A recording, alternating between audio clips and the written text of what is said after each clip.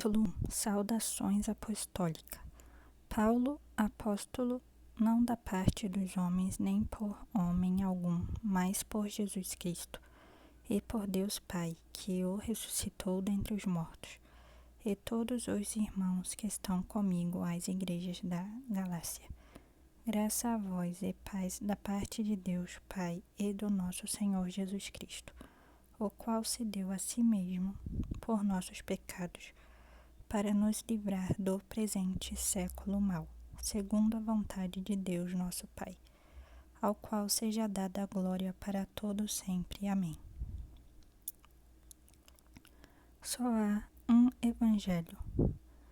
Maravilho-me de que tão depressa passasseis daquele que vos chamou à graça de Cristo para outro Evangelho, o qual não é outro, mas há alguns que vos inquietam e querem transtornar o Evangelho de Cristo. Mas ainda que nós mesmos ou um anjo do céu vos anuncie outro Evangelho além do que já vos tenho anunciado, seja anátema. Assim como já vô-lo dissemos, agora de novo também vô-lo digo. Se alguém vos anunciar outro evangelho além do que já recebestes, seja anátema. Porque persuado eu agora a homens ou a Deus? Ou procuro agradar a homens? Porque se estivesse ainda aguardando aos homens, não seria servo de Cristo. Paulo foi convocado por Cristo. Mas faço-vos saber, irmãos, que o evangelho que por mim foi anunciado não é que não recebi, nem aprendi de homem algum, mas pela revelação de Jesus Cristo, porque já ouvistes qual foi antigamente a minha conduta no judaísmo, como sobremaneira perseguia a igreja de Deus e a assolava. E na minha nação excedia em judaísmo a muitos da minha idade, sendo extremamente zeloso das tradições de meus pais.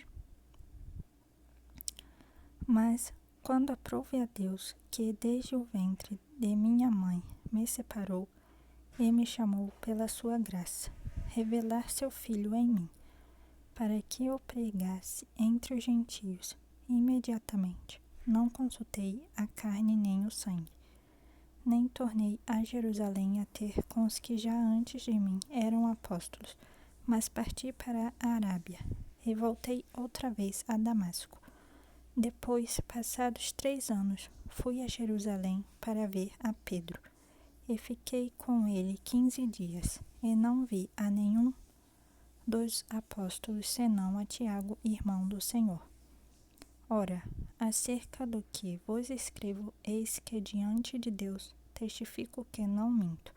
Depois fui para as partes da Síria e da Cilícia, e não era conhecido de vista das igrejas da Judeia que estavam em Cristo, mas somente tinham ouvido dizer: aquele que já nos perseguiu anuncia agora a fé que antes destruía, e glorificavam a Deus a respeito de mim.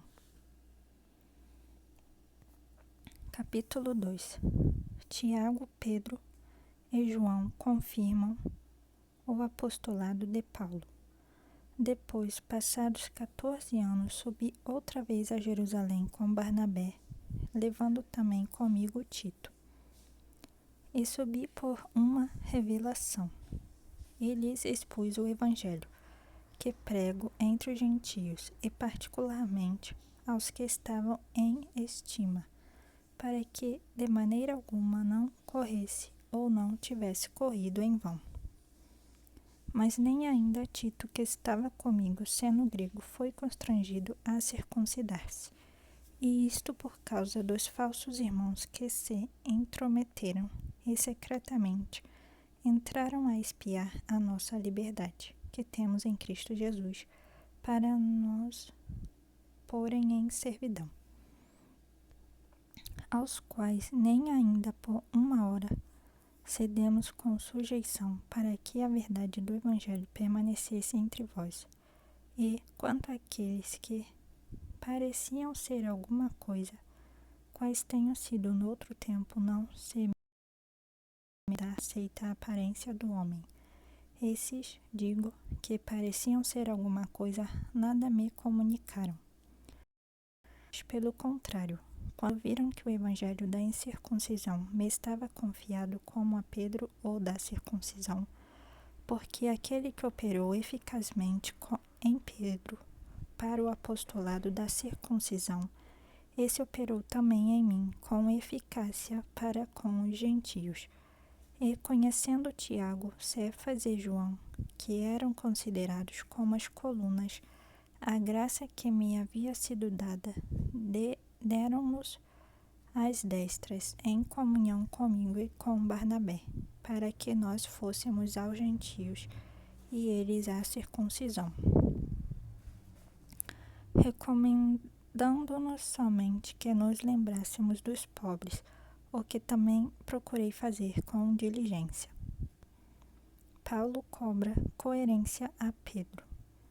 E, chegando Pedro a Antioquia, lhe resisti na cara, porque era repreensível, porque, antes que alguns tivessem chegado da parte de Tiago, comia com os gentios, mas, depois que chegaram, se foi retirando, e se apartou deles, temendo os que eram da circuncisão.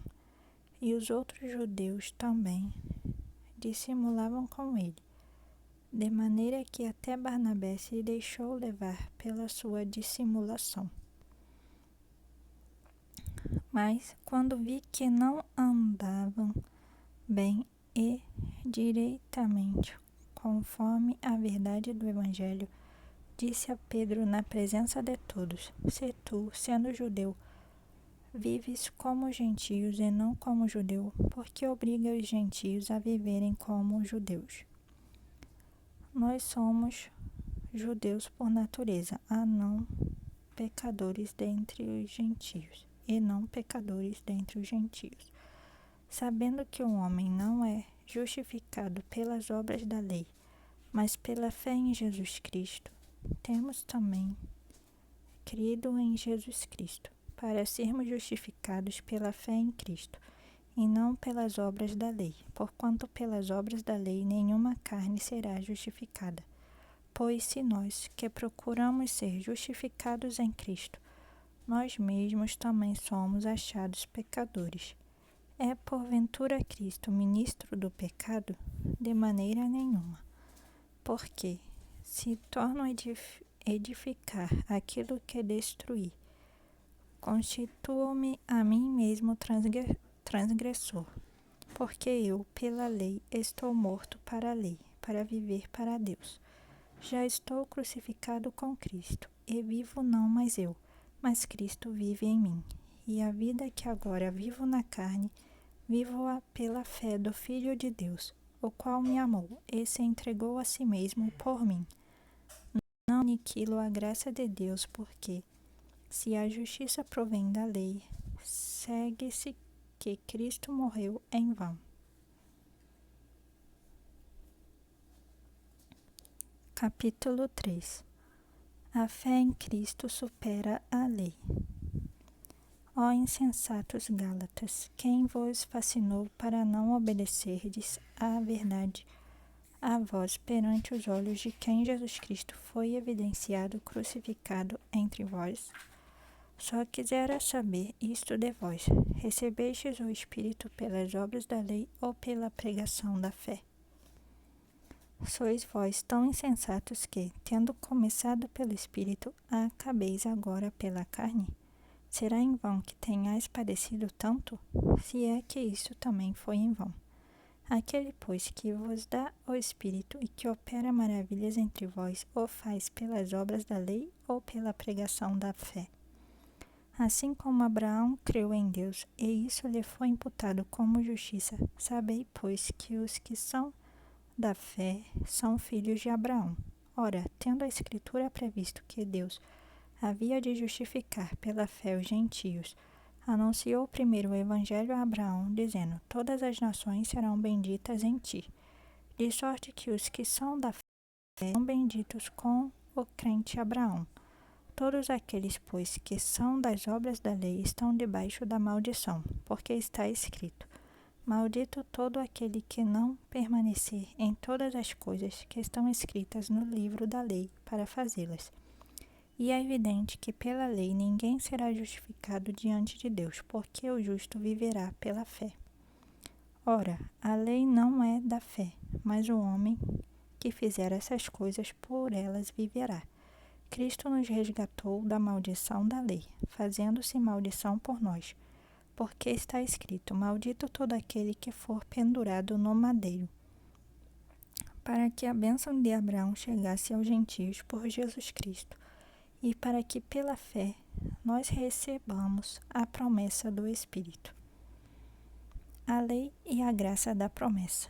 Irmãos, como um homem falo, se a aliança de um homem for confirmada, ninguém a anula nem a acrescenta. Ora, as promessas foram feitas a Abraão e a sua descendência. Não diz, e as descendências, como falando de muitas, mas como de uma só. E a tua descendência, que é Cristo. Mas digo isto, que tendo sido a aliança anteriormente confirmada por Deus em Cristo, a lei, que veio 430 anos depois, não a invalida, de forma a abolir a promessa. Porque, se a herança provém da lei, já não provém da promessa. Mas Deus, pela promessa, a deu gratuitamente a Abraão. Logo, para que é a lei? Foi ordenada por causa das transgressões, até que viesse a posteridade, a quem a promessa tinha sido feita, e foi posta pelos anjos na mão de um mediador. Ora, o mediador não o é de um só, mas Deus é um. Logo, a lei é contra as promessas de Deus? De nenhuma sorte, porque se fosse dada uma lei que pudesse vivificar a justiça, na verdade, teria sido pela lei. Mas a Escritura encerrou tudo debaixo do pecado, para que a promessa, pela fé em Jesus Cristo, fosse dada aos crentes.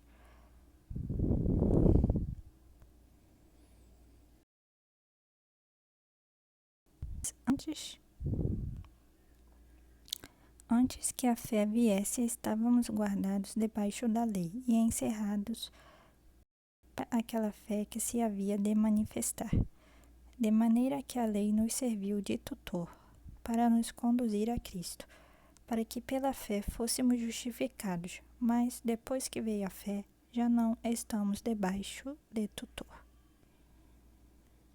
Filhos de Deus mediante Cristo, porque todos sois filhos de Deus pela fé em Cristo Jesus, porque todos quantos fostes batizados em Cristo, já vos revestistes de Cristo. Nisto não há judeu nem grego, não há servo nem livre, não há macho nem fêmea, porque todos vós sois um em Cristo Jesus. E se sois de Cristo, então sois descendência de Abraão e herdeiros conforme a promessa.